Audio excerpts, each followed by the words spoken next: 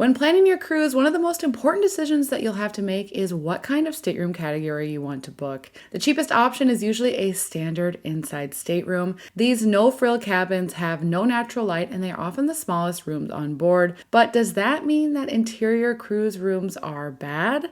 Whether you're cruising on a budget or you're simply wanting to stretch your vacation dollars even further, interior staterooms are practical choices for many travelers. At the end of the day, whether you're staying in an interior room or balcony, you will have access to the same amenities across the ship, including the main pool, dining room, entertainment venues, and more. Plus, they're equipped with the same basic amenities as other standard cabins, including an in-suite bathroom, television, closet, mini fridge, vanity area with mirror, and safe. Depending on your personal preference, you might find that interior cabins aren't suitable for your vacation, though. On the other hand, they could meet your needs as a traveler who simply wants to board a ship and spend more time out and about.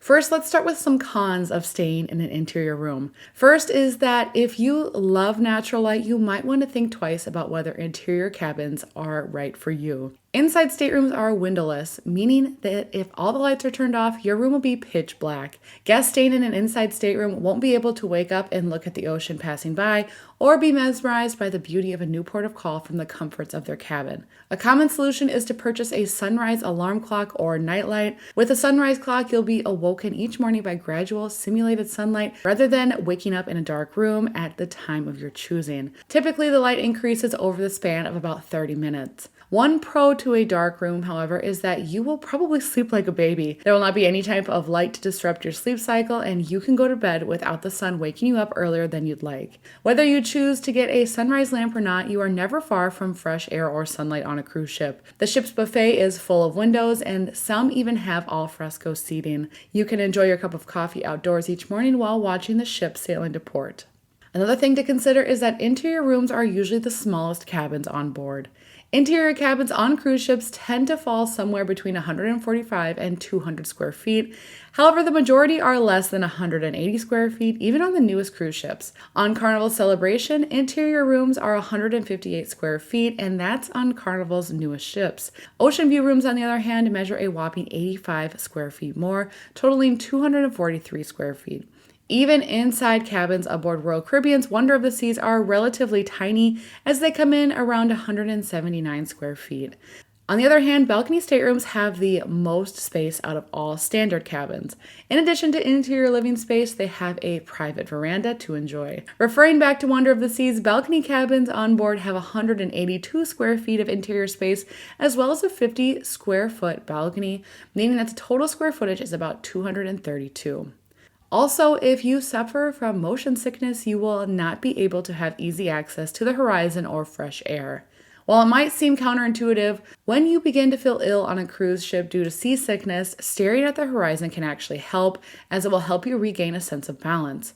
Another tip is to simply get some fresh air. But if you're staying in an inside cabin, you'll have to leave your stateroom to navigate to a public area rather than just opening your balcony door and staring out the window. Of course, even if you splurge on a higher-end cabin category, you'll want to ensure that you have other remedies on hand like Dramamine, an acupuncture band, or peppermint tea to help ease that seasickness. So now let's talk about some pros of staying in an interior cabin. And first is that inside cabins are the cheapest stateroom category on board. I'm someone who loves to save money whenever I can, so I find myself navigating towards interior staterooms more often than not.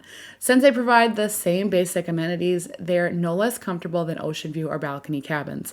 Plus, I love being able to splurge on cruise add-ons like drink packages, shore excursions, or Wi-Fi. Personally, I think add-ons can make a cruise far more memorable than the stateroom that you're in. Sometimes a cheaper room simply means that I'm able to cruise more, and that is always worth it. The more time I can spend on a ship, the better. Also, not all inside cabins actually lack views. Despite a major con of inside rooms being that there's no view, this is not always the case. Some ships have interior rooms with windows that overlook the ship.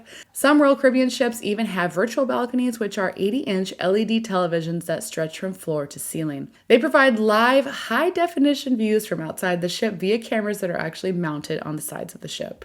Also, families can save money on multiple staterooms when booking 2 or more interior rooms versus 2 or more balconies. While putting a family of 4 or 5 in a single cabin will be cheaper than booking 2 staterooms in general, it's likely that you'll be frustrated by the end of the week together, as standard cabins are not necessarily spacious. With everyone's stuff scattered in the room, you'll be tripping over someone's shoes, another person's beach bag, etc. Instead, consider getting 2 inside cabins. This will not only give you extra living space, but you also have 2 bathrooms, which will come in handy when it comes to getting ready each morning and before dinner after long days ashore. A 7-day cruise on board Carnival Celebration for 4 in an inside cabin this summer costs around $4,300, whereas the cost of 2 interior rooms is $4,600. While you'll be giving up your private balcony, you will gain over 150 square feet of living space to spread out for the duration of your sailing. All right, everybody, that is all we have for today. Comment below if you prefer booking an inside cabin or if you're someone who likes to splurge on a balcony stateroom. Thanks for tuning in today, and be sure to like and subscribe to Cruise Blogs so you can be notified every time we have a new video. Until next time, this has been Allie, and happy cruising.